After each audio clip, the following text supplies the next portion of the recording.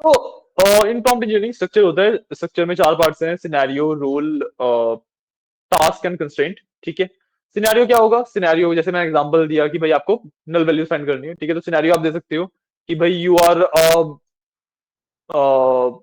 you are employee of a very reputed data organization and stuff like that। इस तरीके से आप define करोगे एक सिनेरियो। ठीक है। उसमें आप बोलोगे you have been given a task that you have to like be very precise about and stuff like that। ठीक है। उसके बाद आप बताओगे रोल। ठीक है। रोल में आता है कि भाई आप बताओगे you are the senior most data scientist या you are the lead data analytics, ऐसा कुछ रोल डिफाइन करोगे उसका। ठीक है। Then task. टास्क ये नहीं कि आप उसे असाइन कर रहे हो, इट्स लाइक कि you have been assigned a task to do this. ठीक है। And then last part which is basically optional, constraints, कि अगर आपको कुछ चीजों का ध्यान रखना है कि भाई लेट्स से जो डेटा है उसके अंदर कोई कॉलम है एज के नाम से। ठीक है। तो एज के अंदर नल वैल्यूज हैं, आपको वो इग्नोर करवानी है। So you will write that here. This data also has a column called age. You have to ignore the null values in that column.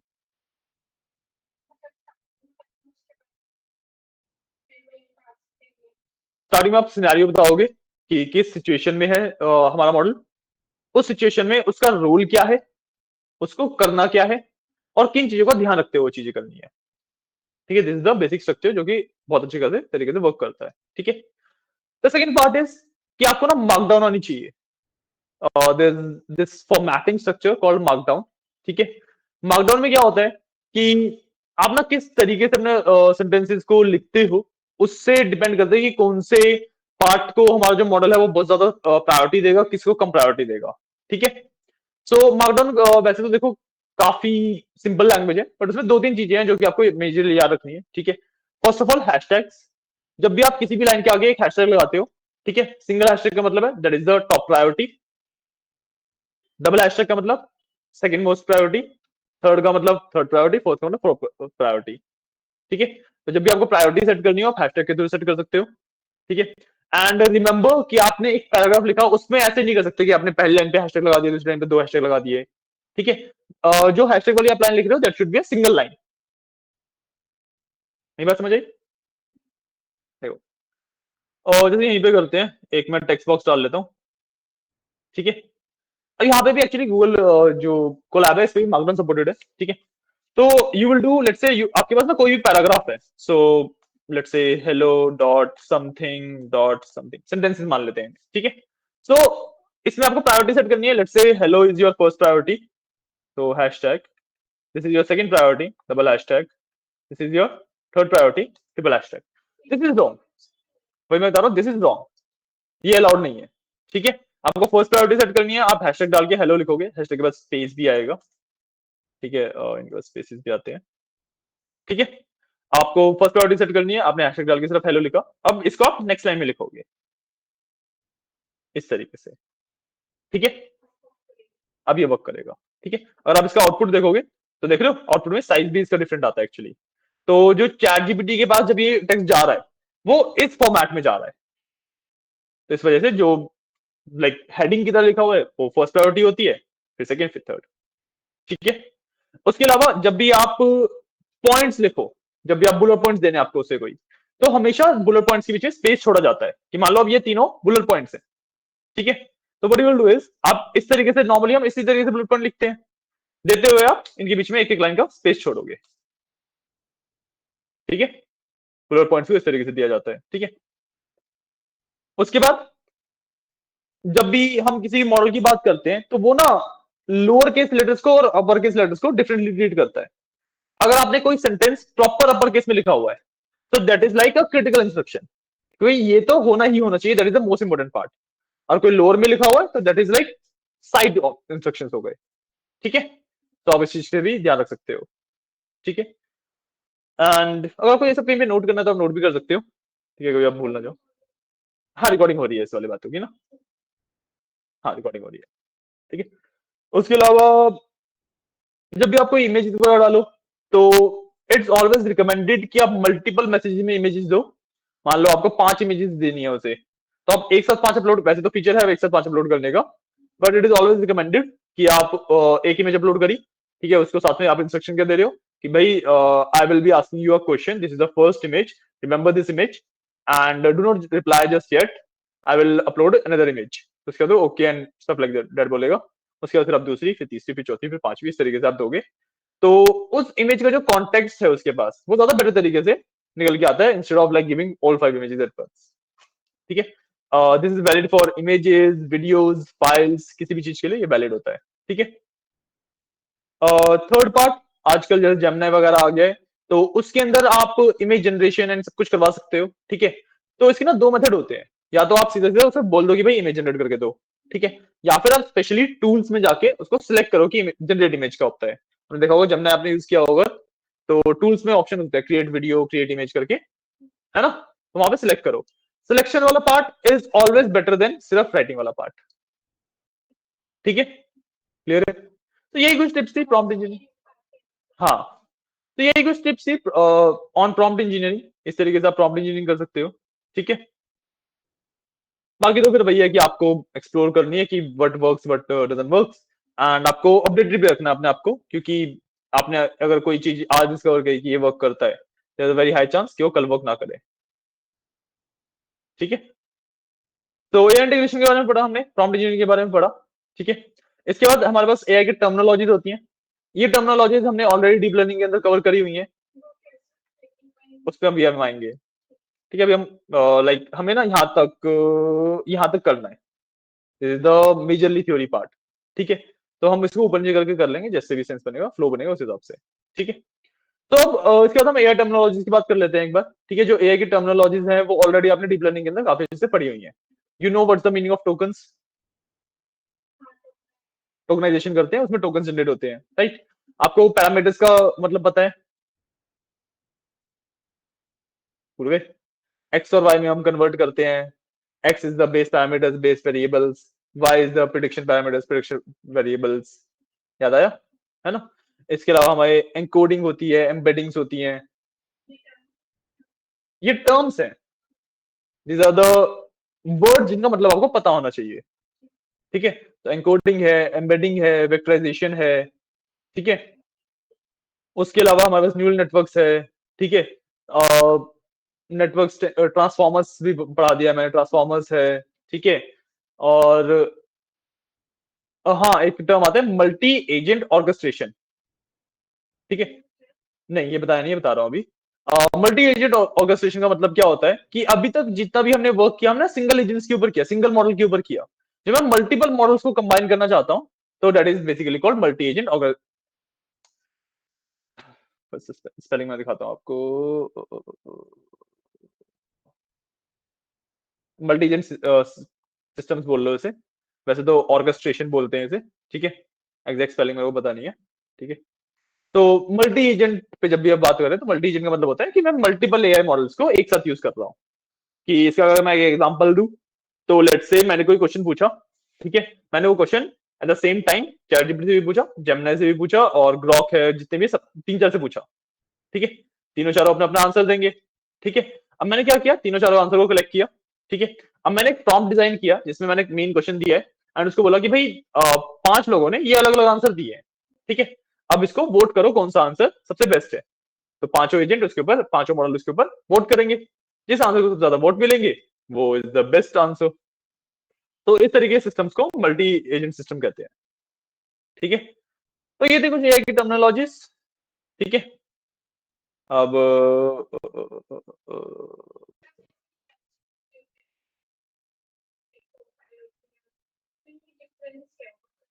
Differences अलग अलग कंपनी ओन करती है इन्हें, बेसिक मेजरली ये डिफरेंस है। अब क्योंकि उन्हें अलग अलग कंपनीज ओन करती हैं, तो अलग अलग जो डेटा सेट है जिसके ऊपर वो ट्रेन हुआ है, वो थोड़ा सा डिफरेंस है। बट इन दी एंड, क्योंकि इवेंचुअली गोल सबका सेम ही है, तो मॉडल ऑलमोस्ट सेम ही होते हैं। बट इट्स लाइक कि भाई कौन सी कंपनी कितना ज्यादा आगे है। जैसे अगर मैं अभी की बात करूं, तो अभी के लिए जो बेस्ट एआई मॉडल्स हैं वो जेमिनी चल रहा है। ठीक है, कुछ टाइम पहले तक चैट जीपीटी था। कोपायलट कभी भी इस रेस में आ ही नहीं पाया है, क्योंकि Copilot is never that good, compare हो ही नहीं पाता वो। तो गोल सबका एक ही है, कोई पीछे है कोई आगे है, बस दैट्स द मेन डिफरेंस। ठीक है, ओके, ये चीज बताया, इतना समझ आया? ठीक है, हमने एआई इंटीग्रेशन के बारे में पढ़ लिया, एआई टर्मिनोलॉजीज के बारे में सुन लिया, प्रॉम्प्ट इंजीनियरिंग के बारे में सुन लिया, राइट।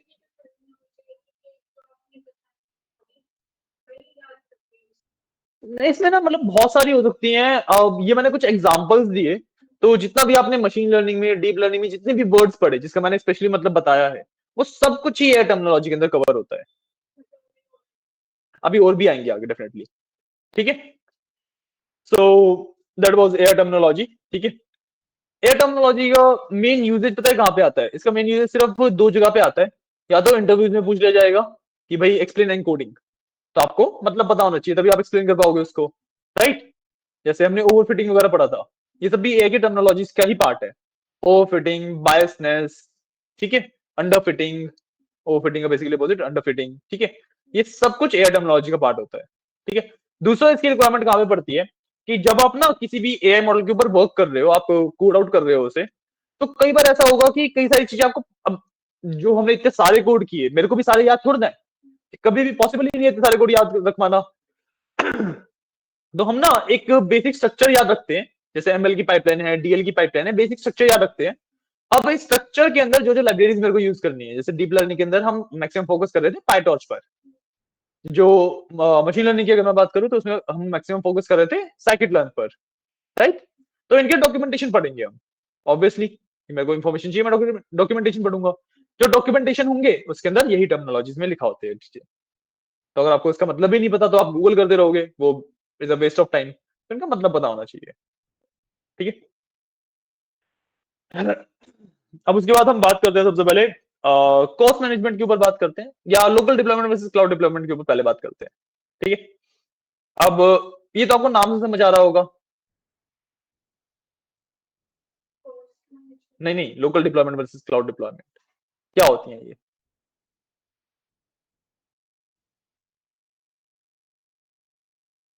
आपको वीएस कोड और गूगल कोलैब में क्या डिफरेंस है पता है? स्ट्रक्चरली मतलब बैकएंड पे क्या डिफरेंस है?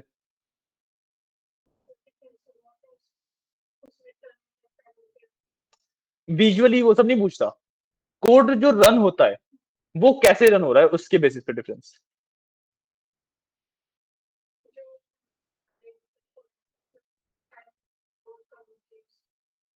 नहीं, ये तो आप इसकी प्रॉपर्टीज बता रहे हो। जो कोड रन होता है, चलो मैं और सिंप्लीफाई करता हूँ, जो कोड रन हो रहा है वो कहां पे रन हो रहा है उसके बेसिस पे क्या डिफरेंस है।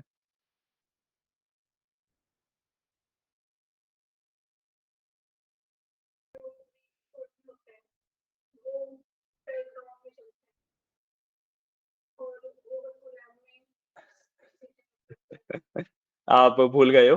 आपको याद है मैंने आपको एक चीज बताई थी जब इनके बीच में डिफरेंस बताया था पैचिंग के टाइम पे, कि भाई जो वीएस कोड में जब भी मैं कोड रन करता हूँ तो मेरे खुद के लैपटॉप पे लोकल हार्डवेयर पे रन हो रहा है, और जब मैं गूगल कोलैब पे कोई भी कोड रन कर रहा हूँ तो गूगल के सर्वर्स पे जाके वो रन हो रहा है।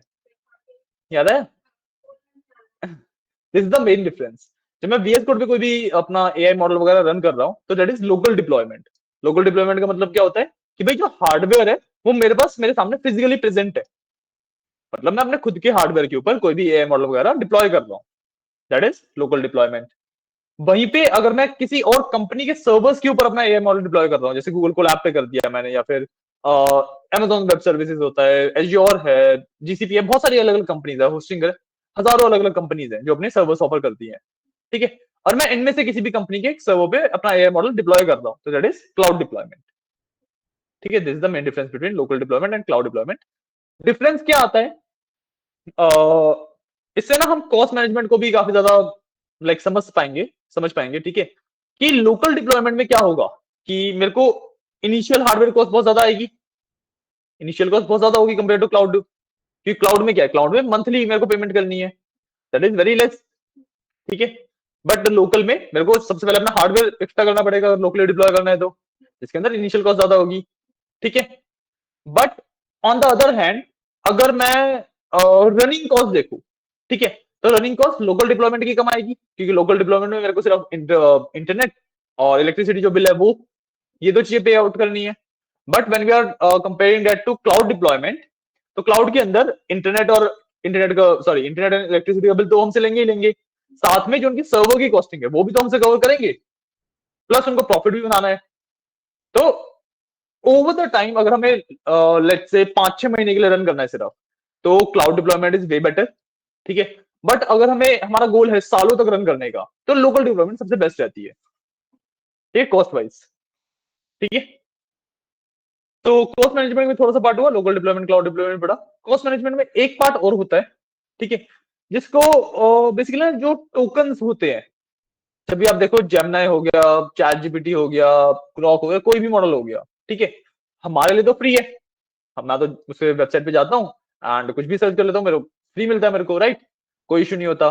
But when we are talking about companies, तो कंपनीज ये सेम चीज नहीं कर सकती। अब कोई वो पर्सन नहीं बिठाएंगे जो सिर्फ रिक्वेस्ट आएगी उसको चैट जीपीटी पे डाल के आंसर भेजेगा, कोई पर्सन नहीं बिठाएंगे, उनको ये काम ऑटोमेटिकली चाहिए, भाई चैट जीपीटी का एक्सेस है उनके पास, वो ऑटोमेटिकली कर ले, ठीक है। अब जब मैं इस वाले पार्ट पे आता हूँ, तो मेरे को ना ये वाली चीज ना पेड हो जाती है, जो चैट जीपीटी है, जेमिनी है, वो सब इस वाले कॉस्ट फैक्टर पे पेड है, ठीक है। अब भाई एक एआई मॉडल की पेमेंट कैसे डिसाइड की जाए, कि भाई कितना यूज करने पे कितनी पेमेंट है। अब भाई एक पर्सन होगा जो दिन का 1-2 सवाल पूछ रहा है, एक कोई पर्सन है जो लगा ही हुआ है उसके साथ, राइट, दोनों को सेम कैटेगरी में तो नहीं दे सकता, क्योंकि जितनी बार मेरा एआई मॉडल रन हो रहा है, उतनी बार मेरी कॉस्टिंग आ रही है। तो एक सोल्यूशन क्या निकलता है कि भाई मैं इस नंबर ऑफ क्वेश्चन के हिसाब से कॉस्ट लगा लू, कि भाई तुमने एक क्वेश्चन लेट से 10 रुपए का है, तुमने एक क्वेश्चन पूछा, तुम्हें 10 रुपए देने, तुमने 100 क्वेश्चन पूछे, तुम्हें 1000 रुपए देने हैं। इस तरीके से कर सकते हैं। बट अगेन अ प्रॉब्लम, कि भाई कोई क्वेश्चन बहुत ज्यादा सिंपल हो सकता है, जैसे suggest me a name for this, बहुत सिंपल क्वेश्चन है।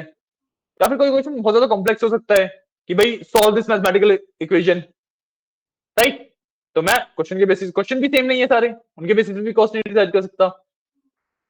तो जो कॉस्टिंग का सारा पैरामीटर आता है, जो कॉस्टिंग की सारी चीजें आती हैं, वो इवेंचुअली आपके टोकन के ऊपर ट्रांसफर हो जाती हैं। टोकन बेस पे आपके जो जितने भी मॉडल्स हैं, कॉस्ट आती है इनकी, ठीक है। तो ओवरऑल आपको अगर मैं एक एवरेज आइडिया दूं, वैसे तो हर एक मॉडल का अलग अलग अपनी कॉस्टिंग होती है, बट एक एवरेज उन्होंने एवरेज आपको ऑलमोस्ट $12 के 10 मिलियन टोकन मिलते हैं, 10 करोड़ टोकन मिलते हैं फॉर $12, ठीक है। अब 10 करोड़ टोकन सुनने में बहुत ज्यादा बड़ा नंबर लगता है, राइट, बट एक्चुअली ना काफी मॉडरेट सा नंबर है, ठीक है। ये कॉस्ट कैसे कैलकुलेट होती है, सेकेंड, ये टोकन है इनकी कॉस्टिंग कैसे कैलकुलेट होती है उसके बारे में बात करेंगे एक बार, ठीक है। सबसे पहले तो मेरे पास टोकन सिर्फ टोकन नहीं है, मेरे पास टाइप्स ऑफ टोकन है, ठीक है। 3 तरीके के टोकन होते हैं हमारे पास, ठीक है। अब यहां से जो टोकन की मैं बात कर रहा हूं, वो जो हमने टोकनाइजेशन करी थी उससे थोड़ा सा डिफरेंस आ जाता है यहाँ पे, ठीक है। जो हमने टोकनाइजेशन करी थी, वो टोकनाइजेशन कैसे कर रहे हैं, क्या कर रहे हैं, उसके बारे में बात हुई थी। यहाँ पे टोकन को किस तरीके से हम क्लासीफाई कर रहे हैं, किस तरीके से हम उनको कॉस्ट उनको चार्ज कर पाए, उसके ऊपर बात हो रही है यहाँ पे,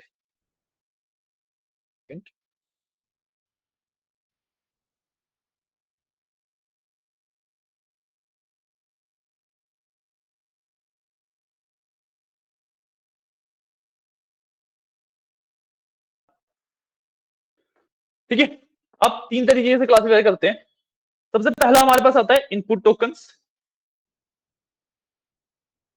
ठीक है, इसको थोड़ा सा जूम कर लेता हूं मैं, ठीक है। तो सबसे पहला आता है मेरे पास इनपुट टोकन्स, सेकेंड आता है आउटपुट टोकन्स, ठीक है, थर्ड आता है सिस्टम टोकन्स, ठीक है। अब इनपुट आउटपुट और सिस्टम, ये ना आपके टोकन्स भी होते हैं, प्रॉम्प्ट्स भी होते हैं, दोनों का मतलब काइंड का मतलब सेम ही हो जाता है इन द एंड, ठीक है। इनपुट प्रॉम्प्ट, आउटपुट प्रॉम्प्ट और सिस्टम प्रॉम्प्ट, या फिर इनपुट टोकन, आउटपुट टोकन और सिस्टम टोकन, ठीक है, दोनों का मतलब इन द एंड सेम ही हो जाता है, ठीक है। आप जब इसको सिस्टमैटिकली समझोगे तब ज्यादा बेटर तरीके से क्लियर होगी चीजें, ठीक है। सबसे पहले आते हैं इनपुट पे, जो सबसे सिंपलेस्ट फॉर्म है, ठीक है। इनपुट का सिंपल सा मतलब क्या हुआ, जो चीजें आपने देखी, जो आप इनपुट दे रहे हो उसे, ठीक है। तो दैट विल बी, उसकी भी टोकनाइजेशन होगी। अच्छा हाँ, टोकनाइजेशन का एक बेसिक सा रूल याद रखो कि on an average 750 words convert होते हैं 1000 टोकन्स के अंदर, ठीक है। वैसे तो सारे टोकनाइजेशन अलग अलग होती है, बट अगर मैं एक एवरेज फिगर बताऊं, तो 750 इंग्लिश के वर्ड्स कॉस्ट करेंगे आपको 1000 टोकन्स, ठीक है, ठीक है। अब मैं इनपुट की बात करूं, तो इनपुट का मतलब हुआ जो आपने इनपुट दिया, ठीक है। आपने जितना मर्जी बड़ा दिया और जितना मर्जी छोटा दिया हो, वो टोकनाइजेशन हो जाएगी, ठीक है। तो जो इनपुट टोकन होते हैं वो यूजुअली काफी चीप होते हैं, क्योंकि उसके अंदर उन्हें कुछ भी नहीं करना, वो आपने दिए, राइट। सो इनपुट टोकन की कॉस्टिंग कुछ अराउंड $3 to $4 पर मिलियन टोकन होती है, ठीक है। अराउंड पर 10 मिलियन टोकन, सॉरी, ठीक है। क्लियर है, समझ आया। अगर मैं आउटपुट की बात करूं, तो आउटपुट टोकन इज बेसिकली जो मॉडल ने मेरे को रिजल्ट दिया, आपने कोई क्वेश्चन पूछा उसका रिप्लाई करेगा ना, तो जो आपने दिया वो इनपुट, जो उसने दिया वो आउटपुट, राइट। तो दैट इज आउटपुट टोकन। अब आउटपुट टोकन यूजुअली बहुत ज्यादा महंगे होते हैं, क्यों? क्योंकि जब इनपुट टोकन आप दे रहे थे तो मॉडल को कुछ भी काम नहीं करना था, राइट। तो इसलिए बहुत ज्यादा सस्ते हुए। अब मॉडल को काम करना है, मैक्सिमम काम मॉडल को करना है आउटपुट जनरेट करने के लिए, ठीक है। तो ये वाले थोड़े से महंगे होते हैं and usually cost around $7 to $8 पर 10 मिलियन टोकन, ठीक है। क्लियर है। उसके बाद हमारे पास आते हैं सिस्टम टोकन्स। अब सिस्टम टोकन्स क्या होते हैं कि भाई जब भी आप इनपुट दे रहे हो तो मॉडल को ना सिर्फ आपका इनपुट नहीं मिल रहा, उसको साथ में एक इंस्ट्रक्शंस का सेट भी मिल रहा है। जैसे आप अगर उससे बोलो कि भाई आप सिंपली चैट जीपीटी वगैरह पे जाके पूछोगे हाउ टू रोब अ बैंक, वो मना कर देगा, वो मना कर देगा, राइट। तो उसको बेसिकली ये इंस्ट्रक्शंस मिले हुए हैं कि ऐसी ऐसी चीजों का जवाब नहीं देना है। तो जो ये सारे इंस्ट्रक्शंस हैं इस तरीके के, वो होते हैं सिस्टम टोकन्स, सिस्टम प्रॉम्प्ट कहते हैं उसे। जब भी आप एक इनपुट देते हो सिस्टम प्रॉम्प्ट आपके साथ में जाता है, ठीक है। तो सिस्टम प्रॉम्प्ट के यूजुअली आपके लाइक ऑन एन एवरेज कुछ $5 बनते हैं पर 10 मिलियन टोकन्स, ठीक है। ये कुछ कॉस्टिंग आती है, ठीक है। ऑन एन एवरेज सारे मिला के आपको जो पैकेजेस मिल जाते हैं वो $12 पर 10 मिलियन टोकन इस तरीके के मिल जाते हैं, ठीक है। क्लियर है, समझ आया। अब इसी के अंदर हम कॉस्ट मैनेजमेंट कैसे करते हैं। अच्छा हाँ, इसके अंदर ना एक चीज और याद रखो कि भाई आपने लेट से इनपुट दिया, एक आपने कुछ क्वेश्चन पूछा, ठीक है। तो आपने लेट से कुछ 75 वर्ड्स का क्वेश्चन पूछा था, ठीक है। वो टोकन्स में ट्रांसलेट हो गए 100 टोकन्स, ठीक है। तो उसके साथ एक सिस्टम प्रॉम्प्ट जाएगा, है ना। एंड सिस्टम प्रॉम्प्ट यूजुअली काफी बड़ा होता है। So we will take around let's say 750 words ले लेते हैं, तो ये कुछ 1000 टोकन्स हो गए, राइट। और उसने कुछ आउटपुट दिया होगा, ठीक है। आउटपुट के लिट से उसने काफी मतलब आपने उसे बोला कि भाई एक दो लाइन का आउटपुट दो, तो उसने 7.5 7.5 ले लेते हैं ऑन एन एवरेज 7.5 वर्ड्स दिए, ठीक है। तो ये कुछ 10 टोकन्स हो गए, ठीक है। तो एक कन्वर्सेशन में ऑलमोस्ट आपके 1110 टोकन लगे, ठीक है। इस पूरे सेट में हमारे जो टोकन लगे दैट वाज 1110, ठीक है। बात समझ आइए। अब जब उसने आउटपुट दिया तो आप उसका फॉलो अप भी लोगे, एक कन्वर्सेशन चलेगी। तो जब आप फॉलो अप ले रहे हो तो आपने अगेन एक इनपुट दिया, ठीक है। सेम रख लेते हैं जो हमने ऊपर कैलकुलेशन करी। तो let's say this is again 100 tokens, ठीक है। अगेन 100 टोकन्स, कुछ आउटपुट जनरेट होगा, ठीक है। तो आउटपुट जनरेट हुआ, सेम रख लेते हैं 10 टोकन का, ठीक है। सिस्टम प्रॉम्प्ट एक ही बार जाता है, ठीक है। तो अब जो यहाँ पे कॉस्ट होगी ना वो 110 टोकन नहीं है, एक्चुअली जो आपने पहले ये सारी इंफॉर्मेशन दी थी ना, ये भी उसके साथ उसके बाद दोबारा जाएगी, क्योंकि एआई मॉडल एक्चुअली जो भी उसके पास इंफॉर्मेशन आ रही है उसी को रिस्पॉन्ड करता है, उसके पास खुद की मेमोरी नहीं है। जैसे एज अ ह्यूमन मेरे को पता है, मैं आपसे कन्वर्सेशन करता हूँ, हमारी क्या कन्वर्सेशन हो चुकी है, और उसके बेसिस पे मैं कन्वर्सेशन को आगे ड्राइव कर सकता हूँ, मेरे पास मेरी मेमोरी है, right. But as AI model उसके पास खुद की मेमोरी नहीं होती, ठीक है। तो जब भी आप प्रॉम्प्ट आउट करते हो कुछ भी, जब भी आप उससे कुछ भी पूछते हो, तो जो उसको पता होता है ना कि पहले ये बात हो रखी है, वो क्यों पता होता है, क्योंकि जब आपने एक नया क्वेश्चन पूछा है तो पहले वाला जितनी भी चीजें हैं वो सब उसके पास दोबारा गई हैं, ठीक है। तो यहाँ पे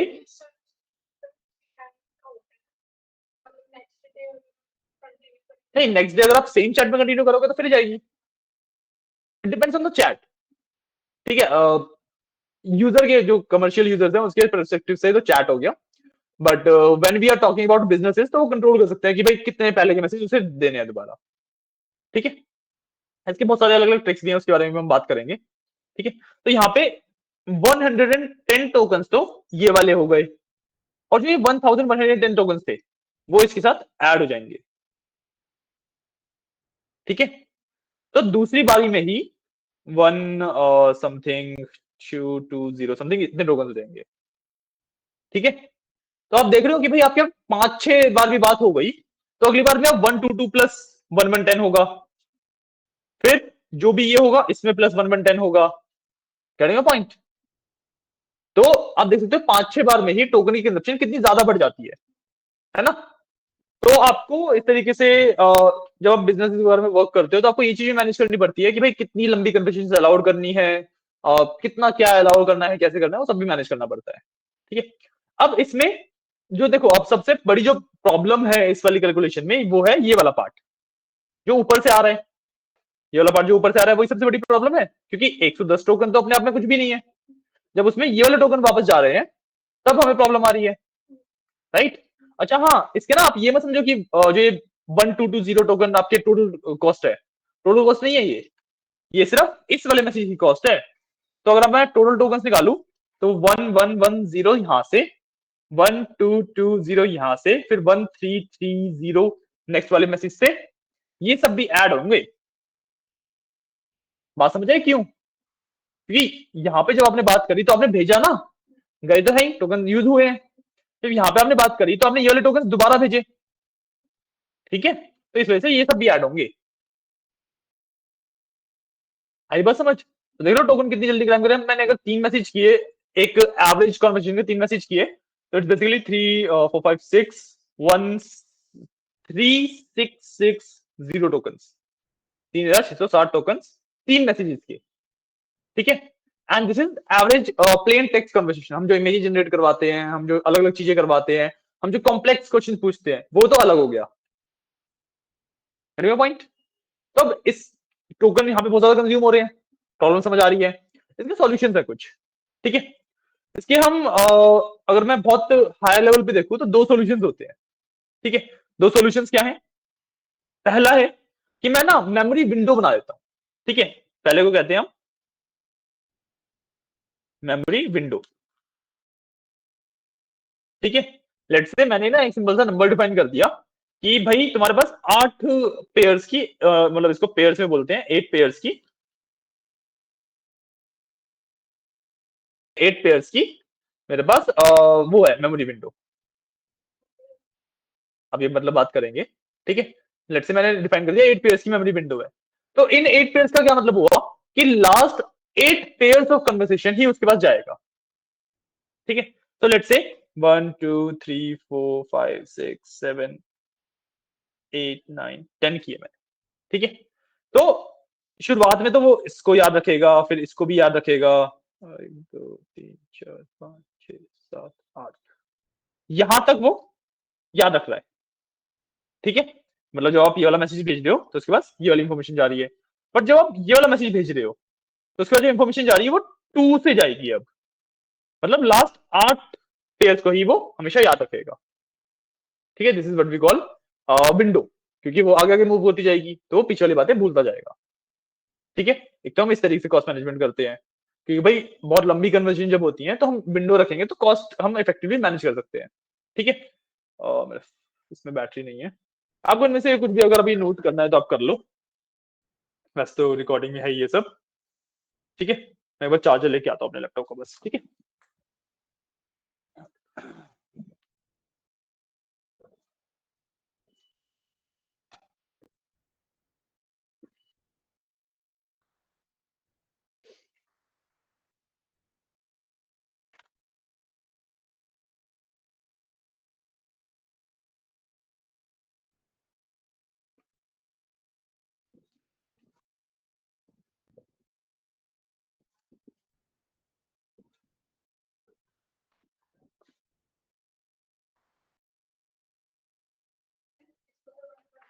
किसको?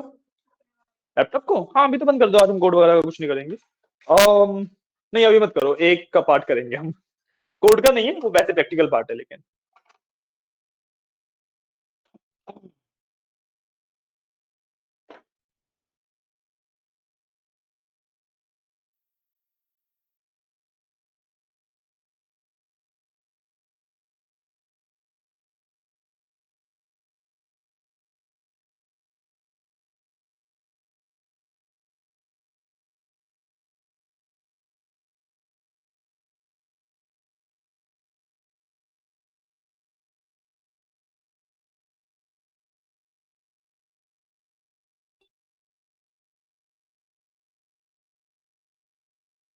ठीक है, तो एक तो हमने पढ़ लिया मेमोरी विंडो के बारे में। ठीक है, दूसरा जो पार्ट होता है हमारे पास वो आता है समराइजेशन, मेमोरी समराइजेशन बोलते हैं इसे। तो मेमोरी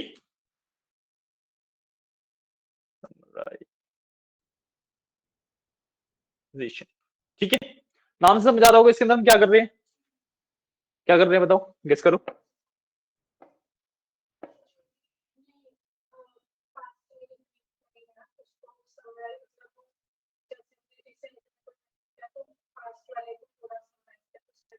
हाँ बिल्कुल, instead of sending the exact messages, ठीक है, जो एग्जैक्ट मैसेजेस हमारी कन्वर्सेशन हुई है वो भेजने की जगह हम उस पूरी कन्वर्सेशन का एक समरी निकाल देते हैं, छोटी सी एक पैराग्राफ में एक समरी निकाल देते हैं, वो हम भेज देते हैं। तो इससे में नंबर ऑफ टोकन्स कम हो जाते हैं पर मैसेज, और ये चीज हम बेसिकली स्टार्ट कर सकते हैं पहले पॉइंट से ही। ठीक है, बट इन दोनों में ही एक प्रॉब्लम आपको हमेशा फेस करने को मिलेगी, इसमें भी पुराने मैसेज को भूल रहे हैं हम, ठीक है, उसके अंदर भी हम पुराने मैसेज को भूल रहे हैं। उसमें इसलिए हम पुराने मैसेज को भूल रहे हैं क्योंकि आप जितना ज्यादा समराइजेशन करोगे, कन्वर्सेशन बढ़ती जा रही है, हर बार समराइजेशन कर रहे हो आप, तो जब समराइजेशन करोगे जो इंपॉर्टेंट पार्ट है उसी को तो रखोगे, राइट। तो इसमें भी हम दोनों मतलब पुराने मैसेज को इवेंचुअली भूल जाते हैं। ठीक है, इनका एक डिफरेंट डिफरेंट फायदा क्या होता है कि भाई इसके अंदर मैं ना एग्जैक्ट मैसेजेस याद रख सकता हूँ। ठीक है, मैंने अगर बताया था भाई कोई पर्टिकुलर जोक बोला था मैंने चैट जीपीटी को, ठीक है, तो अगर मैं उससे पूछूंगा ना कि मैंने क्या जोक बताया था और वो उसकी इस विंडो के अंदर है, तो वो एग्जैक्ट जोक को रिपीट कर पाएगा। ठीक है, बट समराइजेशन में सिर्फ उसको इतना पता होगा कि भाई ऐसा ऐसा रिलेटेड एक जोक बोला था, उस एग्जैक्ट फ्रीजिंग को वो याद नहीं रख पाएगा। ठीक है, तो इसका ये वाला फायदा होता है। बट अगर मैं समराइजेशन की बात करूं तो भाई इसके अंदर मैंने लेट से बेफालतू की बात भी की होगी एक दो जो कि इंपॉर्टेंट नहीं है, तो इसके अंदर इंफॉर्मेशन, टोटल इंफॉर्मेशन बहुत कम होल्ड हो सकती है मेमोरी वाले में। ठीक है, समराइजेशन के अंदर टोटल इंफॉर्मेशन काफी ज्यादा होल्ड हो सकती है। नहीं समझ आया? मान लो मैंने इसको बताया था कि इस वाले मैसेज में मैंने बोला कि my name is Yogesh, my अगले बार मैंने तो उसे बताया my surname is Yogesh Gupta, then मैंने उसे बताया my age is 32 something like that. ठीक है, तो यहाँ पे तीन मैसेजेस लिए इसने, एग्जैक्ट इन्फॉर्मेशन बेसिक से स्टोर कर रहा है, बट ये इन्फॉर्मेशन स्टोर करने के लिए तीन अलग अलग वो है, प्रॉपर सेंटेंसेज है। ठीक है, समराइजेशन वाले पार्ट में क्या होगा, Yogesh Gupta is this years old, एक लाइन में खत्म, राइट। तो इवेंचुअली मैं इसके अंदर इंफॉर्मेशन ज्यादा डाल पाऊंगा, मान लो मेरे पास दोनों में 1000 वर्ड की लिमिट है, तो इसके अंदर वो वर्ड्स वेस्ट हो रहे हैं, इसके अंदर वर्ड्स वेस्ट नहीं हो रहे, तो इसके अंदर इंफॉर्मेशन मैं ज्यादा होल्ड कर सकता हूँ। ठीक है, बात समझ आई? कोई डाउट? क्लियर है? ठीक है, तो ये होता है basically the concept of window memory and summarisation. ठीक है, एक कंसेप्ट और बचता है फिर हमारा जो ये वाले पार्ट थे, हाँ, हमारे इसको लोकल एआई वाले पार्ट को छोड़ के, लोकल एआई विद ओलामा को छोड़ के यहाँ तक लोकल डिप्लॉयमेंट वाले पार्ट में खत्म हो जाएगा। ठीक है, लोकल एआई वाले पार्ट में हम आएंगे क्योंकि वो प्रैक्टिकल पार्ट है। ठीक है, इसके बाद एक जो लास्ट कंसेप्ट मेरे पास बचता है वो होता है रैग। ठीक है, रैग का वैसे तो प्रैक्टिकल वाला जो पार्ट है वो आपको जेन एआई और जेनेटिक एआई के टाइम पे मिलता है, अभी सिर्फ इसका थ्योरी वाला पार्ट रहेगा। ठीक है, रैग का मतलब क्या होता है कि भाई देखो, अगर मैं सबसे ज्यादा फुल फॉर्म बता देता हूँ, it is retrieval argumented generation, retrieval argumented generation. ठीक है, अब अगर मैं एक छोटा सा कंसेप्ट की बात करूं तो एआई मॉडल की अगर मैं बहुत ज्यादा मतलब बहुत ज्यादा बेसिक टर्म से बात करूं एआई मॉडल कैसे बन रहा है, तो भाई मेरे पास डेटा है, उसके ऊपर मैंने एक मॉडल को ट्रेन किया, मेरा बस मॉडल रेडी हो गया, सिंपल। अब अंदर कैसे क्या कर रहे हैं वो तो बहुत कॉम्प्लेक्स है, बट एक ओवरव्यू की बात करूं मैं, तो डेटा है, उसके ऊपर मॉडल ट्रेन किया, मॉडल ट्रेन हो गया, राइट। अब इसका प्रॉब्लम क्या है कि मान लो जो मैंने ये वाला प्रोसेस किया, ये मैंने किया 2013 में, ठीक है। तो 2014 आते आते तक तो ये इरेलीवेंट हो जाएगा, क्योंकि 2014 तक तो वर्ल्ड के अंदर बहुत सारी चीजें हो जाएंगी, है ना। उसकी इंफॉर्मेशन कैसे होगी मेरे मॉडल को, राइट। और फिर मेरे को लाइक हर साल मॉडल ट्रेन करना पड़ेगा, हर साल, वैसे तो हर महीने करना चाहिए क्योंकि हर महीने बहुत सारे इवेंट्स होते हैं, है ना। अगर इस हिसाब से देखिए हर दिन करना चाहिए। और एक एआई मॉडल को ट्रेन करने की ऑन अ कमर्शियल स्केल, अगर मैं जेमिनाई की बात करूं, चैट की बात करूं, इस लेवल पे अगर आपको ट्रेन करना है, तो जो कॉस्ट आती है ना, बिलियंस ऑफ डॉलर्स में आती है। जो जेमिनाई अभी ट्रेंड है, वो ऑलमोस्ट 600 समथिंग, 6.7 बिलियन डॉलर्स के अराउंड कॉस्ट किया है। बहुत ज्यादा कॉस्ट आती है क्योंकि जीपीयूज लगते हैं, उनका कूलिंग सिस्टम लगता है पूरा पूरा, लाइक हजारों एकड़ से फैले हुए इनके डेटा सेंटर्स बनते हैं जिसके ऊपर एक मॉडल ट्रेन हो रहा होता है। तो कॉस्ट बहुत ज्यादा है। अब इंफॉर्मेशन डालने के लिए इतनी कॉस्ट हर साल या हर महीने या हर दिन खर्च करना किसी के लिए भी पॉसिबल नहीं है। दुनिया के सबसे अमीर से अमीर आदमियों क्यों ना हो, और पूरी दुनिया सारे अपने पैसे मिला भी दे, तब भी बहुत ज्यादा कॉस्टली है ना। तो we use concept of RAG, ठीक है। हम क्या करते हैं कि देखो, ये मेरा डेटा था, इसके ऊपर मेरा मॉडल ट्रेन हुआ, ठीक है। मॉडल मेरा आउटपुट दे रहा है, बट इसके अंदर ना मॉडल को एक एक्सेस दे देता हूं, एक डेटाबेस का, एक तरीके से, ठीक है। एक एसक्यूएल के काइंड ऑफ डेटाबेस का एक्सेस दे देता हूं।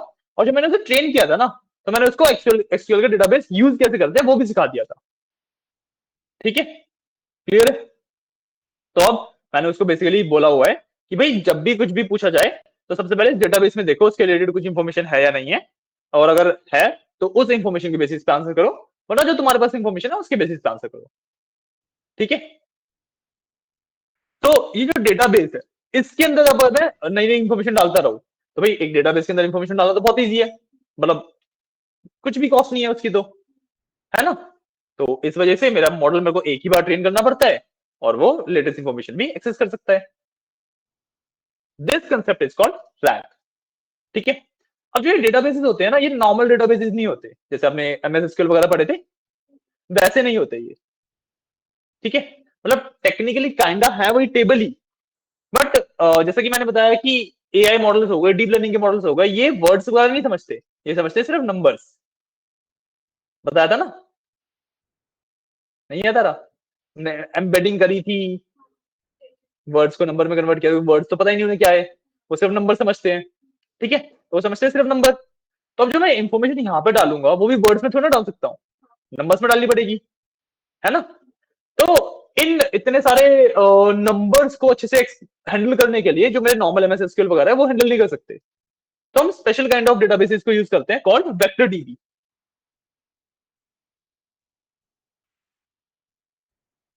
ठीक है, कॉल्ड वेक्टर डीबी, ठीक है। वेक्टर का मतलब आपको पता ही है, number with direction with link, उनको इफेक्टिवली स्टोर करने के लिए वी हैव वेक्टर डीबी, ठीक है। अब बहुत कम ही ऐसे डेटाबेस इंजन हैं जो वेक्टर डीबी को सपोर्ट करते हैं। तो फॉर एग्जांपल हमारे पास जो पोस्टग्रेस एसक्यूएल है,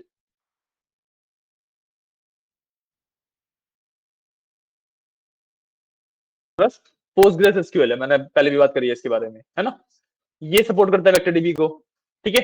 एक टूल होता है कॉल्ड FSSAI समथिंग, ऐसा कुछ टूल है, और मैं उसका एक बार देख देता हूँ।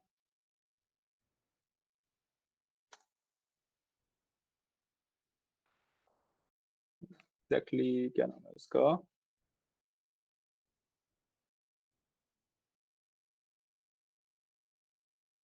ये तो याद है, अरे ये सब वेक्टर डीबी सपोर्ट नहीं करते हैं, MS SQL, my SQL, no SQL ये सब नहीं करते हैं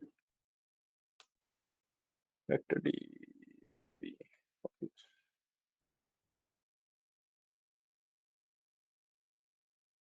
हाँ, जो ये पीजी वेक्टर है, this is for your Postgres वाला है, ठीक है।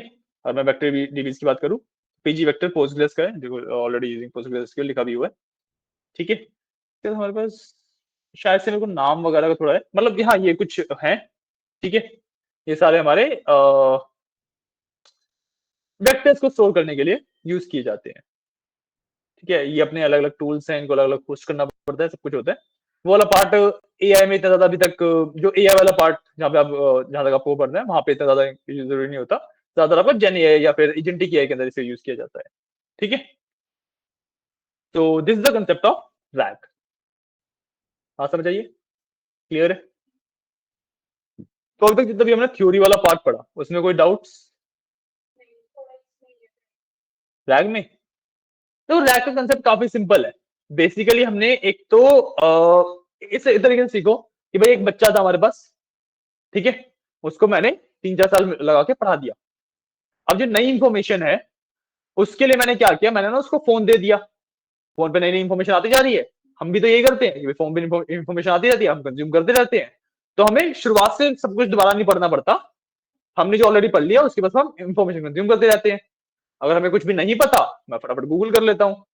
यही कंसेप्ट है रैक का भी, कि भाई उसके पास एक बेसिकली स्टूडेंट को एक बुक दे दी जिसके अंदर जब भी कुछ नया होता है दुनिया में मैं एक पेज ऐड कर देता हूँ और उसको बोल देता हूँ कि भाई जो तुम्हारा बेसिक तुमने सीखा वो तो वही रहेगा। जब भी कोई क्वेश्चन पूछा जाएगा तुमसे तो उसकी इंफॉर्मेशन फेच करने के लिए सबसे पहले तुम इस बुक में से पढ़ोगे, और तुम्हें इस बुक में उसकी इंफॉर्मेशन मिल जाती है तो वो वाली इंफॉर्मेशन दोगे यूजर को। अगर नहीं मिलती तो जो तुम्हें पता है, जो तुम्हें समझ आता है वो दे दोगे। इसके बड़े बड़े टूल सेट्स होते हैं। अगर मैं आपको एग्जांपल दूं तो शायद मेरे पास एक अवेलेबल भी होना चाहिए बना हुआ।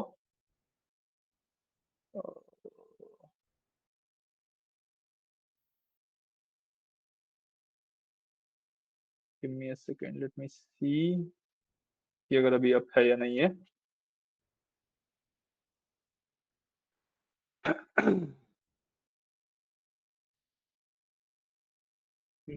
काफी स्लो चल रहा है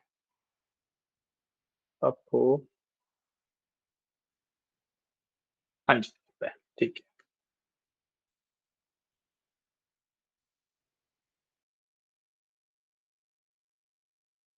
इसी को देख लेते हैं।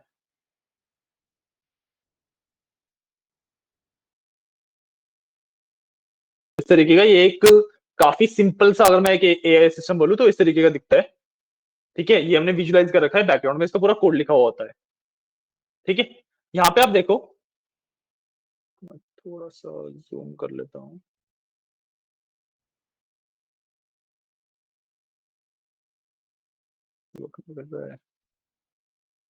देखो, ये है मेरा मेन काउंसलर। ठीक है, मतलब बेसिकली माय मेन सिस्टम। ठीक है, इसके पास एक तो ओपन एआई का चैट मॉडल है, मतलब ये बेसिकली बैकएंड पे चैट जीपीटी को यूज करता है। ठीक है, मैंने बताया था ना कि टोकन वाइज वाला पूरा सिस्टम होता है, तो वो यहाँ पे मैटर करता है, क्योंकि जब मैं इस तरीके से यूज कर रहा हूँ चैट जीपीटी को तो मेरे को पेमेंट देनी पड़ती है ओपन एआई को। ठीक है, अगर मैं वेब पे जाके सिंपली यूज करता हूँ तो फ्री है, और जब मैं अपने एक सिस्टम के अंदर चैट जीपीटी को यूज कर रहा हूँ तो मेरे को पेमेंट देनी पड़ती है। तो इसके लिए मैं पेमेंट दे रहा हूँ। ठीक है, उसके बाद we have Postgres chat memory. मैंने समराइजेशन वाला पार्ट नहीं है, यहाँ पे विंडो वाला पार्ट यूज कर रहा हूँ मैं। ठीक है, अगर मैं इसको खोल के दिखाऊं तो यहाँ पे देखो मैंने कॉन्टेक्स्ट विंडो लेन 60 दी रखी है। ठीक है, मतलब लास्ट 60 मैसेजेस तक वो याद रखेगा, उससे पहले भूलता जाएगा। ठीक है, और जब मैं वेक्टर डीबी की बात कर रहा था, ये रहा वो वेक्टर डीबी। ठीक है, इसके अंदर पोस्टग्रेस पीजी वेक्टर स्टोर है ये। ठीक है, जिसके अंदर मैं सारे अपने वेक्टर्स को स्टोर करता हूँ। यहाँ पे मेरे पास एक एम्बेडिंग इंजन है। भाई जब भी मैं कोऑर्डिनेट कर रहा हूँ वेक्टर के साथ तो स्टोरेज नंबर्स में हो रही है, बट यूजर को नंबर्स पर ना दिखाएंगे, तो उन नंबर्स को मेरे को बार बार बैक एंड फोर्थ वर्ड से नंबर में, नंबर से वर्ड में कन्वर्ट करना पड़ता है, तो उसके लिए एम्बेडिंग इंजन लगता है। तो ये एम्बेडिंग इंजन है। ठीक है, तो this is the PG vector store. ठीक है, तो यहाँ पे क्या हो रहा है, यहाँ पे ना सिर्फ जो मेरा काउंसलर है वो इसको एक्सेस कर रहा है। ठीक है, I have a different this manager, ये इसके अंदर मैनेजमेंट करता है। ठीक है, यहाँ पे एक बेसिकली फॉर्म सबमिशन है कि जो भी मैं इंफॉर्मेशन यहाँ पे डालता हूँ वो यहाँ पे एम्बेडिंग इंजन के थ्रू इसके अंदर चला जाता है, और ये वाला पीजी वेक्टर स्टोर मैं वहां पे यूज करता हूँ। गेटिंग अ पॉइंट कि भाई एक मॉडल है चैट जीपीटी। ठीक है, मैं सिंपली वो यूज कर रहा हूँ, बट उसको मैंने क्या बोला हुआ है, जो इन्फॉर्मेशन है पहले यहाँ पे वेक्टर स्टोर में देखो, अगर तुम्हारे पास इससे रिलेटेड कोई इन्फॉर्मेशन है तो वहां से दो, वरना जो तुम्हें समझ आए वो दे दो। ठीक है। अच्छा हाँ, मैं आपको, अब मैंने ये खोला ही है तो आपको वो भी दिखा सकता हूँ, इनपुट आउटपुट और सिस्टम प्रॉम्प्ट वाला इसी। तो मैं काउंसलर खोलू। हाँ, तो काउंसलर में एक तो प्रॉम्प्ट है यूजर मैसेज, कि मतलब जो भी मेरा जो यूजर है वो मैसेज करता है वो यहाँ पे आ जाता है। ठीक है। एक होता है ये रहा मेरा सिस्टम मैसेज। अगर मैं इसको खोल के दिखाऊं तो काफी अच्छी खासी पूरा इस पे इंस्ट्रक्शन दिए हुए हैं बेसिकली। ठीक है। तुम्हें क्या करना है क्या नहीं करना है, ठीक है, किस क्वेश्चन का किस तरीके से रिप्लाई करना है ना, ठीक है। बाकी फिर जो ये आउटपुट देता है वो तो यहाँ पे चला ही जाता है। ठीक है। कंसेप्ट क्लियर हुआ रैग वगैरह का, है ना? ठीक है। तो चलो क्लियर हो गया, हमारे पास लोकल एआई वाला पार्ट बचा है, तो हमारे पास टाइम है। Give me a second.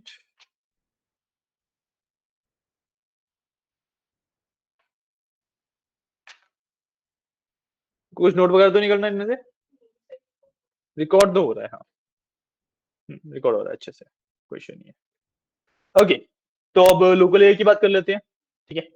अब लोकल एआई में द थिंग इज कि जो हम अभी तक मॉडल बना रहे हैं या फिर हम आगे भी बनाएंगे, हमारे पास बिलियंस ऑफ डॉलर्स नहीं है खर्च करने के लिए एक बहुत अच्छा मॉडल बनाने के लिए, राइट? तो जो हम जो मॉडल बनाते हैं वो are not on that level. उसको चैट जीपीटी से कभी भी कंपेयर नहीं कर सकता।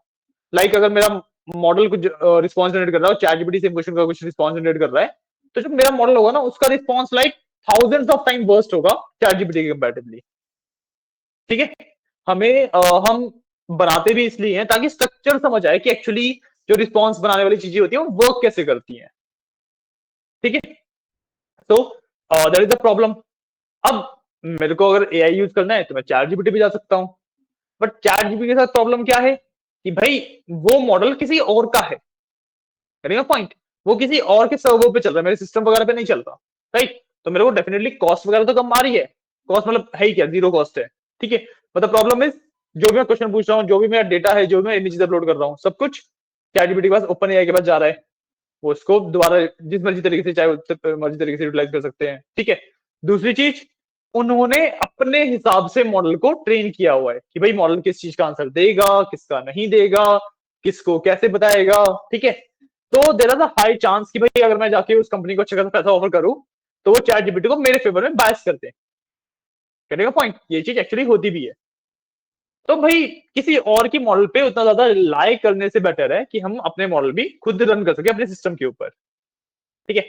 Now this part definitely feels like कि एक वर्स्ट डिसीजन ले रहे हैं, but when you are on a pretty good scale, जब आपकी गेटिंग अ पॉइंट कि भाई जब आपकी जो डेटा है वो बहुत ज्यादा मैटर करता है आपके लिए, जब प्राइवेसी बहुत ज्यादा मैटर करती है आपके लिए, तो यू वांट कि भाई एआई तो यूज करना ही है, एआई वर्ल्ड में बिना एआई के कैसे रहेंगे, तो आप ना लोकल एआई पे शिफ्ट हो जाते हैं कि भाई जो मॉडल है, जो इंटरफेस है, जो सब कुछ है, सब कुछ मेरे सिस्टम पे चलेगा, मैं बिना इंटरनेट के भी उसको यूज कर पाऊंगा। ठीक है। अब क्योंकि एआई मॉडल्स बहुत ज्यादा मेरे वो होते हैं, रिसोर्स हैवी एंड एवरीथिंग, ठीक है, तो हम डायरेक्टली यूज नहीं कर सकते। ठीक है। डायरेक्टली मैं अपने सिस्टम पे उसे यूज नहीं कर सकता, right? So I want a interface, and still मैं मॉडल की जो कैपेबिलिटी है वो काफी कम ही रखूंगा। ठीक है। So that's where Ollama comes in. ठीक है। ओलामा बेसिकली जो फेसबुक में मेटा है उसका एक टूल है जो कि आपको अलाउ करता है कि आप खुद के सिस्टम के ऊपर प्रॉपर एआई मॉडल्स को रन कर सको। ठीक है। इसके लिए करना क्या होता है? करना कुछ भी नहीं होता, आपको सिंपली ओलामा की वेबसाइट पे विजिट करना है। ठीक है। ये मेन वेबसाइट ollama.com, यहाँ पे विजिट करना है। यहाँ पे आपको डाउनलोड ओलामा का ऑप्शन मिल जाएगा, इससे आपको डाउनलोड करके इंस्टॉल कर लेना है। ठीक है। इंस्टॉल करने के बाद you can come to models, and यहाँ पे वो सारे मॉडल्स हैं जो कि आप इसके साथ यूज कर सकते हो। ठीक है। काफी सारे अलग अलग मॉडल्स हैं, थोड़ा थोड़ा डिस्क्रिप्शन भी है सबके बारे में। ठीक है। तो जो भी आप यहाँ से मॉडल डाउनलोड करके यूज करोगे वो आपका प्योर खुद का होगा। ठीक है। आप इंटरनेट बंद भी कर दोगे, अगर मॉडल इंस्टॉल वगैरह हो गया ना, उसके बाद अगर आप इंटरनेट बंद भी कर दोगे तब भी कोई इशू नहीं आएगा, तब भी वो मॉडल एकदम फर्स्ट क्लास चलेगा। ठीक है। यहाँ पे आपको ध्यान किस चीज का रखना होता है? नंबर ऑफ पैरामीटर्स का। ठीक है। मैंने बताया था ना कि भाई मशीन लर्निंग में 5-7 पैरामीटर्स की बात कर रहे हैं, फिर मिलियंस ऑफ पैरामीटर्स, फिर बिलियंस ऑफ पैरामीटर्स। जब मैं एआई मॉडल्स की बात कर रहा हूँ तो बिलियंस ऑफ पैरामीटर्स की बात करता हूँ। ठीक है, मैं कोई सा भी मॉडल खोल लूँ, लेट्स से मैंने डीपसीक वी फॉर फ्लैश खोला, ठीक है,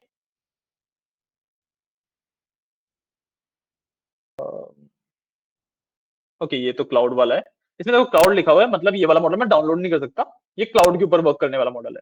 ठीक है, इसके अंदर क्लाउड नहीं लिखा हुआ, इसको खोल लेते हैं। ठीक है, खोला मैंने, यहाँ पर डिस्क्रिप्शन वगैरह पढ़ सकते हो, and this is the command जो कि आपको आपके टर्मिनल के ऊपर रन करनी है इस मॉडल को इंस्टॉल करने के लिए। ठीक है, आप यहाँ से कॉपी करके वहां पे इंस्टॉल करोगे, सिंपली इंस्टॉल हो जाएगा। ठीक है, यहाँ पे आप नीचे जब आओगे तो यहाँ पे ना पैरामीटर्स लिखे हुए हैं, देखो जैसे 128 बिलियन पैरामीटर्स पे वर्क कर रहा है। अब 128 बिलियन पैरामीटर्स पे अगर एक मॉडल वर्क कर रहा है तो मेरे पास हार्डवेयर कैपेबिलिटी भी तो होनी चाहिए कि मैं 128 बिलियन पैरामीटर्स को प्रोसेस करवा सकूं, राइट, जो कि हमारे पास यूजुअली नहीं होती है। ठीक है, so that's why we prefer to go with lower models। ठीक है, इसको जज करना कि भाई कौन सा मॉडल आपके सिस्टम पे अच्छा खासा वर्क कर जाएगा, कौन सा नहीं कर पाएगा, you can do that by using the size here. ठीक है, यूजुअली जो हमारे सिस्टम है, जैसे मेरा सिस्टम है, आपका सिस्टम है, इसके अंदर जीपीयूज नहीं होते, है ना, तो हम जो प्रेफर करते हैं वो रहता है कि भाई 1 से 2 बिलियन पैरामीटर्स वाला मॉडल में यूज करो। ठीक है, अगर आपके सिस्टम में जीपीयू है, आप किसी कंपनी में वर्क कर रहे हो, वहां पे आपको जीपीयू दिया हुआ है, कुछ भी दिया हुआ है, ठीक है, तो आपके पास ना एक नंबर होता है वी रैम का, कि आपके पास वी रैम कितनी अवेलेबल है। ठीक है, भाई आपके पास V RAM is basically video memory, तो वो कितनी अवेलेबल है उसके बेसिस पे आप डिसाइड करते हो मॉडल का साइज, आप कौन सा यूज कर सकते हो। ठीक है, जैसे यहाँ पे 80 GB मॉडल का साइज है ना, यहाँ पे 80 GB मॉडल का साइज, तो इस मॉडल को यूज करने के लिए कम से कम जो हमें वी रैम चाहिए, दैट इज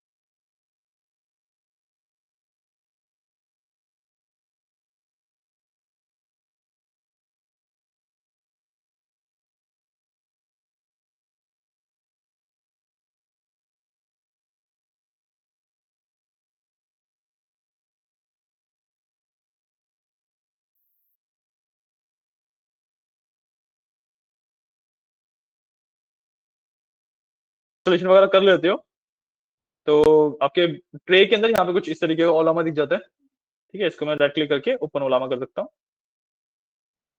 मेरे पास मेरा सॉफ्टवेयर खुल गया, बेसिकली एग्जैक्टली सेम है चैट जीपीटी की जैसा, बट यहाँ पे जो मॉडल्स हैं वो मेरे खुद के मॉडल्स हैं। ठीक है, देखो यहाँ पे मैंने जो मॉडल यूज कर रहा हूँ वो 0.8 बिलियन पैरामीटर, 0.8, एक 1 बिलियन। टिपिकल मशीन्स पे हम इतना ही यूज कर पाते हैं, जो गेमिंग लैपटॉप आते हैं उस पे हम थोड़ा सा up to 2 to 3 billion parameter तक जा सकते हैं। ठीक है, बट उससे ऊपर हम उन पे भी नहीं जा सकते। तो दैट्स व्हाई शुरुआत में मैंने शायद आपको बताया भी था कि भाई हम नॉर्मल लैपटॉप पे ही वर्क करेंगे, कि पॉइंट ही नहीं है महंगा लैपटॉप लेने का। जब मैं देखो एक जो अच्छा मॉडल होता है, जैसे मैं जेमिनी वगैरह की बात करूं, तो ये है 600 बिलियन पैरामीटर वाले मॉडल्स।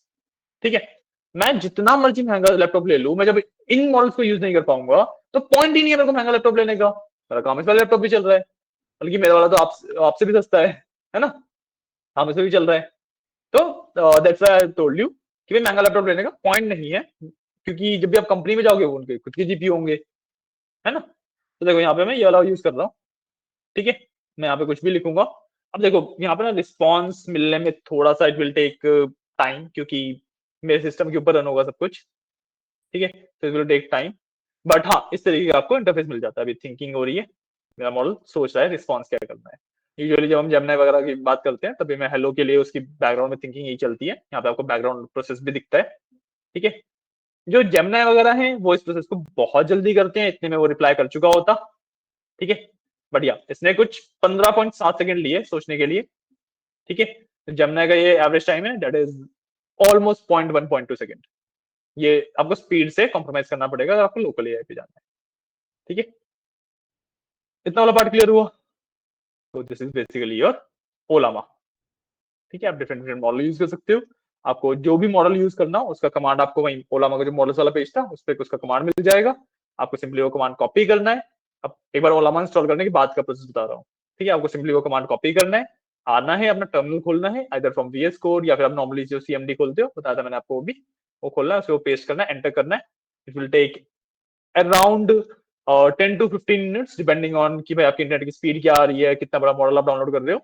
10 से 15 मिनट्स लेता है। ठीक है, एक यूजुअल मॉडल अराउंड 1 से 2 बिलियन पैरामीटर वगैरह डाउनलोड करोगे 10 to 15 मिनट्स लेगा। डाउनलोड होने के बाद आपको सिंपली ओलामा को ओपन कर लेना है। यहाँ पे आपको वो मॉडल लिस्टेड मिल जाएगा एंड आप उसको फिर यूज कर सकते हो सिंपली ऐसे। ठीक है, यहाँ पे आपको फाइल अटैच करने का ऑप्शन, आपको ब्राउजर वगैरह का ऑप्शन, सब कुछ मिलता है। ठीक है, तो this is how you deploy a local AI model.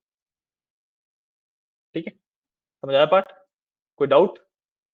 ठीक है, तो यहां तक हमने जो छोटा वाला पार्ट था, ठीक है, बेसिक वाला पार्ट था एआई के बारे में, जो एआई की अंडरस्टैंडिंग वाला पार्ट था बेसिकली यू कैन से, वो कर लिया। ठीक है, तो हमने एआई इंटीग्रेशन के बारे में पढ़ा, लोकल एआई विद ओलामा सीखा कि हम एक लोकल एआई मॉडल कैसे डिप्लॉय कर सकते हैं ओलामा के साथ।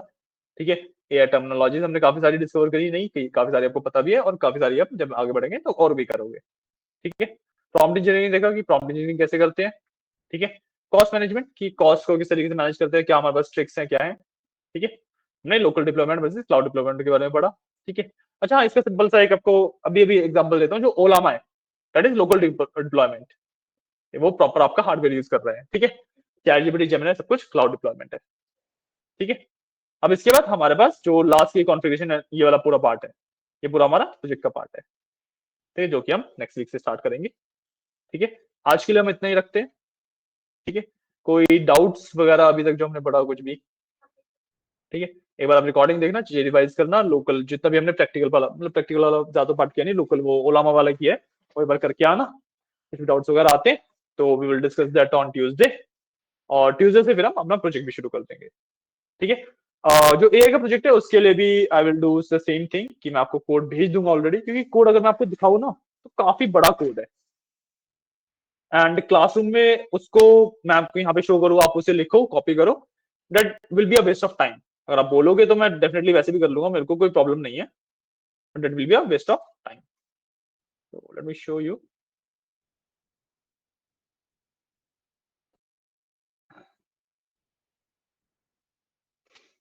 ठीक है, this is the code for GPT. ठीक है, काफी बड़ा कोड आपको दिख रहा है ना? सो इसको लिखने का फायदा ये मिलता है कि आपको कंसेप्ट बहुत ज्यादा अच्छे से क्लियर होते हैं, और आप खुद देख के लिखोगे तो आपको एक एक लाइन का मतलब पता होगा लिखने में। ठीक है, आप सिर्फ देख के समझोगे तो आपको एक ओवरव्यू मिलेगा। ठीक है, तो अब आप बताओ कि हमें ओवरव्यू वाले पे जाना है या फिर अब लिख लोगे? लिख ही लेंगे, राइट? क्योंकि भाई ये हमारे पास वही डीप लर्निंग वाला थोड़ा सा आपको इशू रहा होगा उसमें, राइट? वो भी आप नोट डाउन करना, लिख लोगे तो वो भी बिल्कुल। ठीक है, एआई का दिस प्रोजेक्ट वी विल, ठीक है, मैं आपको शो करूंगा, कोड की लाइन समझाऊंगा, आप लिखना। ठीक है, क्योंकि हम ट्यूसडे से शुरू करेंगे and from Tuesday, Wednesday, Thursday, Friday, 4 दिन है हमारे पास, 2-2 घंटे के हिसाब से 8 घंटे हुए and 8 hours is more than enough for this particular project. ठीक है, इसका मैं आउटपुट वगैरह आपको दिखा देता हूँ। अब देखो, जब भी मैं एआई की बात कर रहा हूं तो एआई के अंदर ना बेसिकली मेथड्स होते हैं जनरेशन के। ठीक है, जो जब आप चैट जीपीटी वगैरह की बात कर रहे हो या जेमिनी की बात कर रहे हो तो उसके अंदर ना जब आप कोई क्वेश्चन पूछते हो वो उसका आंसर करता है। वो ना सिर्फ ऐसा नहीं है कि एक मॉडल का आउटपुट है वो। ठीक है, जो एक्चुअल एआई मॉडल होते हैं वो वर्क कैसे करते हैं कि भाई मैं उसको कुछ भी ट्रेन कर रखा है, ठीक है, मैं उसको एक आधा इनकम्प्लीट सेंटेंस दूंगा एंड अपने ट्रेनिंग डेटा के हिसाब से वो उसको कंप्लीट करने का ट्राई करता है। करेंगे पॉइंट, करेंगे पॉइंट। ठीक है, तो भाई हम जो कर रहे हैं ना वो कंप्लीशन वाला पार्ट ही कर रहे हैं, जो मेन कोर मॉडल होते हैं। जब आप कोई क्वेश्चन पूछते हो वो उसका आंसर करता है, तो दैट इज कि उसके ना बीच में लेयर्स ऑफ मॉडल्स होते हैं जो कि उस क्वेश्चन को एक इनकम्प्लीट आंसर में ट्रांसलेट करते हैं। तो वो वाला पार्ट आप डीप लर्निंग में आपने देखा ही है कि भाई टेक्स्ट वगैरह कैसे जनरेट करते हैं, क्लासिफाई कैसे करते हैं, तो आप कर ही सकते हो। तो कोर मॉडल है, हम उसकी बात करते हैं सिर्फ। ठीक है, अब क्योंकि हम मल्टीपल लेयर्स की बात नहीं कर रहे, हम मल्टीपल मॉडल्स की बात नहीं कर रहे, तो हमें हाफ स्टूडेंट देना पड़ेगा जो उसे कंप्लीट करेगा, ठीक है। एंड अगेन क्योंकि मेरे पास डेटा भी इतना सारा नहीं है उसको ट्रेनिंग के लिए, तो मॉडल का रिस्पॉन्स बहुत अच्छा नहीं होगा। आप ये मत समझना कि भाई चैट जीपीटी ज्यादा बहुत बढ़िया रिस्पॉन्स दे देगा, ठीक है। 99% ऑफ द टाइम रिस्पॉन्स होगा सेंस भी नहीं बनाएगा, क्योंकि डेटा ही उसके पास नहीं है इतना। तो यहाँ पे इसके साथ देखो कि मैंने यहाँ पे प्रॉम्प्ट दिया, हेलो माय नेम इज, अब वो कंप्लीशन स्टार्ट करेगा, ठीक है। उसने ये जनरेट किया उसके रिगार्डिंग। अच्छा हाँ, मैं बता देता हूँ, जो हमने ट्रेनिंग दिया ना इस मॉडल को हमने ट्रेन किया है शेक्सपियर की बुक्स के ऊपर, ठीक है। शेक्सपियर के जो ड्रामाज हैं, बुक्स है ना, अब वो भी सारी नहीं, fraction like 10% of the books हमने ली थी, ठीक है। उसके ऊपर इसको मॉडल को ट्रेन किया है, एंड उसी में इसको 20 से 25 मिनट लगे सिर्फ 10% ऑफ शेक्सपियर देखने के लिए। अब इससे ज्यादा क्योंकि भाई 100% ऑफ द शेक्सपियर को देखने के लिए कम से कम इसे 3-4 घंटे लग जाएंगे, ठीक है। पूरे इंटरनेट को देखने के लिए महीनों लग जाएगा ये, नहीं पॉइंट। इसी वजह से जो वर्जन ऑफ एआई आते हैं वो महीनों महीनों में एक एक आते हैं, तो ट्रेनिंग में टाइम लगता है, ठीक है। अब यहाँ पे देखो क्योंकि इसके पास इन्फॉर्मेशन बहुत कम है, तो ये जनरेट भी ऐसे ही कर रहा है बस इन्फॉर्मेशन, ठीक है, क्लियर है। तो इसका जो कोड है कैसे क्या है सब कुछ हम करेंगे एक्चुअली, ठीक है। आज की क्लास के लिए नहीं, ओके, थैंक यू, मिलते हैं ट्यूसडे को।